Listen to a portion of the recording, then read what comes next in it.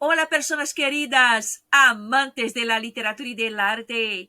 Me llamo Adriana, soy brasileña y me desempeño como profesora de español y literatura para extranjeros. En este video de hoy les voy a preparar algo muy especial.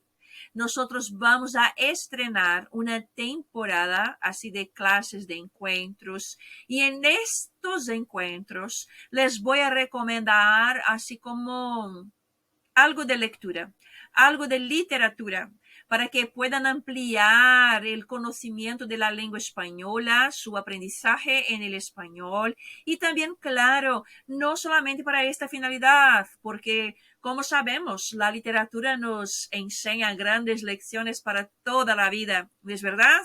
Creo que esta clase también tal vez sea interesante para algunos colegas que, así como yo, se desempeñan como profesores de español y me parece que tal vez sea bueno para que podamos pensar en estrategias, en formas, en maneras de trabajar la literatura en nuestras clases. ¿Vale?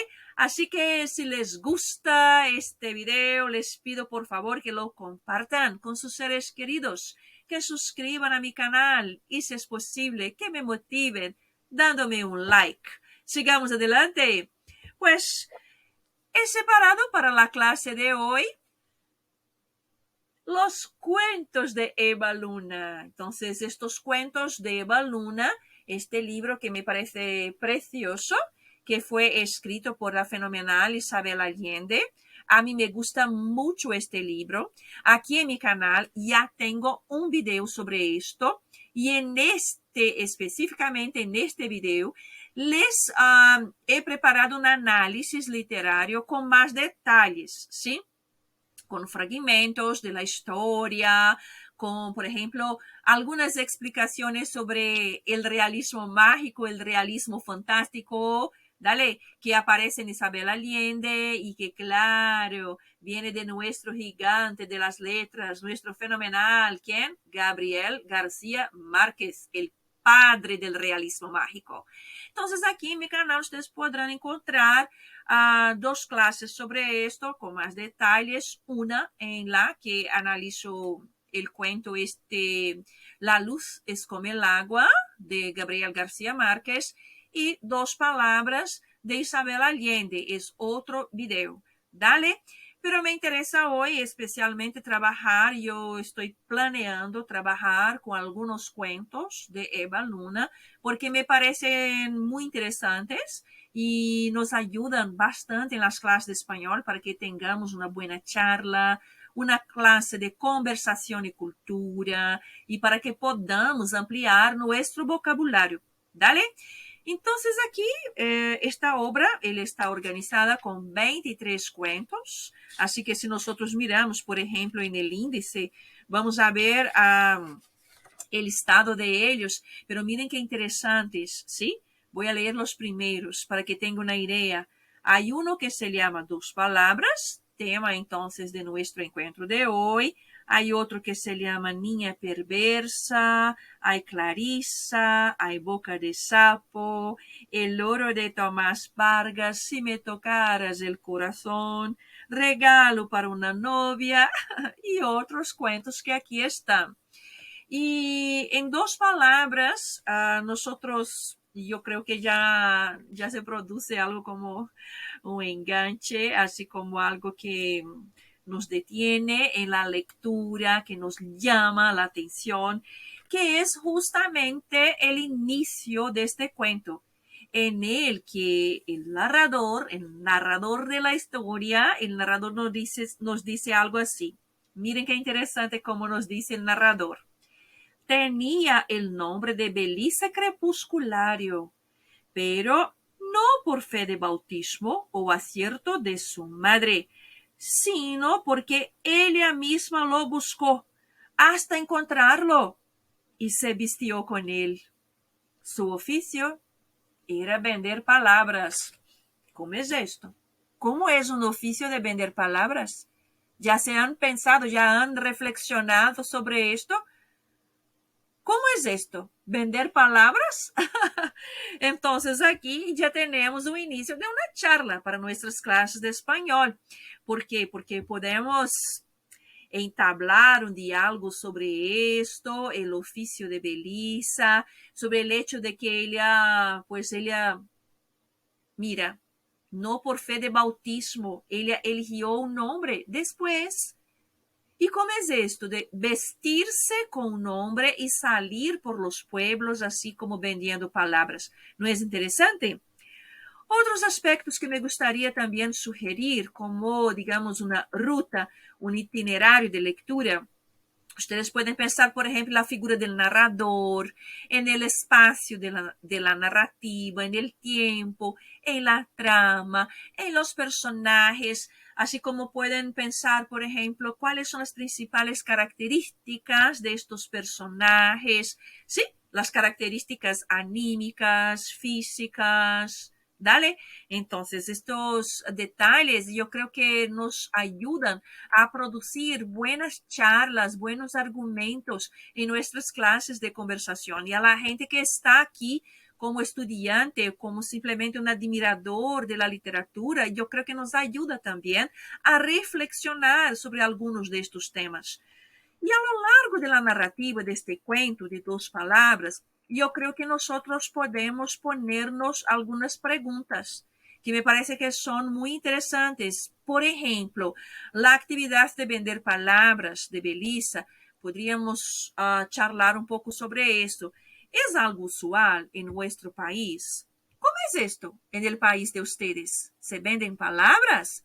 ¿Cómo es esto en el punto de vista así como metafórico o literal? Entonces sería interesante que pensáramos, ¿sí? ¿Será que hay en este oficio de Belisa algo como un realismo mágico por ahí metido? Una mezcla de mundos. Entonces me parece que es un tema interesante. Y el narrador nos habla de una guerra. Ajá, de la guerra civil. Podríamos pensar, reflexionar a qué guerra se refiere. Ustedes pueden identificar el país, saben un poco sobre este contexto, el contexto histórico. Dale. Otro tema que tal vez sería interesante para nuestras clases de español, yo creo que sería, por ejemplo, algo fundamental, una reflexión sobre los derechos humanos con base en este cuento.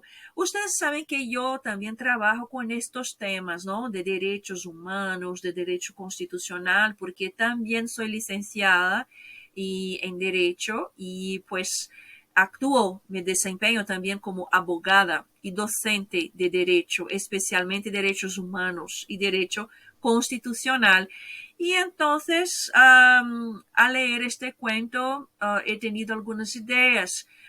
Podríamos pensar sobre la situación miserable de Belisa Crepusculario, cómo está descrita, esta situación en la narración y qué podemos hablar sobre esto en materia de derechos humanos, como por ejemplo los derechos a la dignidad, ¿sí? El derecho a tener un nombre, incluso el derecho a tener una nacionalidad, que me parece que es un tema muy interesante que estoy trabajando últimamente con mis estudiantes sobre esto, el derecho a la vida. Y en el caso de Belisa también aparecen muchos derechos sociales, como por ejemplo el derecho a la educación. Sí, porque Belisa Crepusculario, con sus ahorros, ella pagó a un cura, a un sacerdote, para que este cura le enseñara a leer y escribir. Ajá. O sea, hay un presupuesto de que él aprendió a leer y a escribir, no como niña, él aprendió después. Eso. Y entonces ahí está un tema interesante para que podamos evaluar, analizar la cuestión del derecho a la educación en nuestra gigante América Latina, ¿verdad? Pues hay otras cosas, hay otros aspectos. Por ejemplo, les recomiendo que hagan un diccionario, sí, por ejemplo, con las palabras nuevas que aparecen en el cuento. Así ustedes van a tener una, digamos, una ampliación del potencial lexical, del conocimiento, del vocabulario.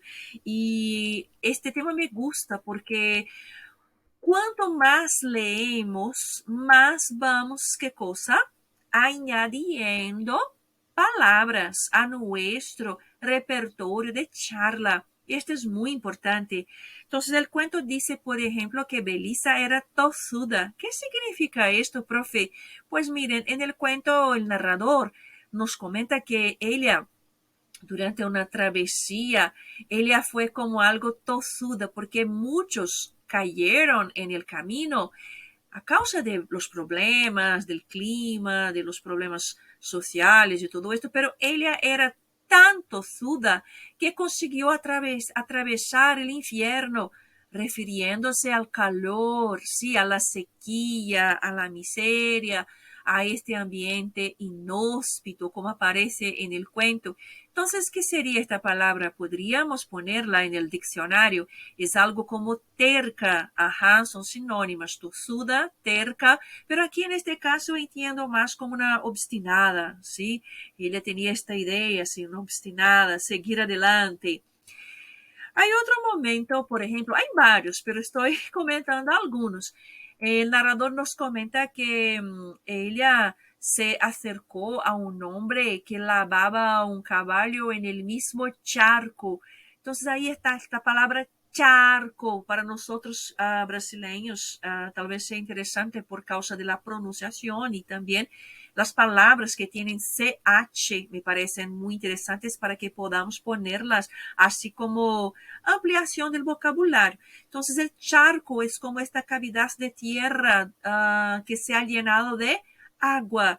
Dale, entonces, y otras cosas, pero para concluir el tema del vocabulario, por ejemplo, hay un momento muy interesante en la narración en que el narrador nos dice que Belisa, ella se compró un diccionario. Mira qué curioso. Ella se compró un diccionario. Ajá. ¿Y qué hizo con él? Lo revisó desde la A hasta la Z, mi gente. ¿Y sabe lo que hizo después? Lo lanzó al mar porque no era su intención estafar a sus clientes con palabras envasadas. ¿Qué sería esto? Palabras envasadas. ¿Ustedes creen que los diccionarios tienen palabras envasadas? Ajá. ¿Y ahora, eh? Pues envasadas son empaquetadas. El sentido metafórico está propuesto, ¿sí? Son palabras que son como fijas, ¿sí? Que no están vivas. ¿Cómo sería esto? ¿Qué piensan? ¿Ah? Belisa cree que las palabras del diccionario son envasadas.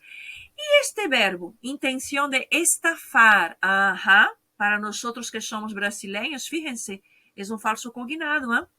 Estafar significa como engañar, defraudar. Entonces ahí hay un falso cognado y hay otros, ¿verdad? En el cuento que yo creo que nos quedaríamos aquí hasta tantas comentando todo esto.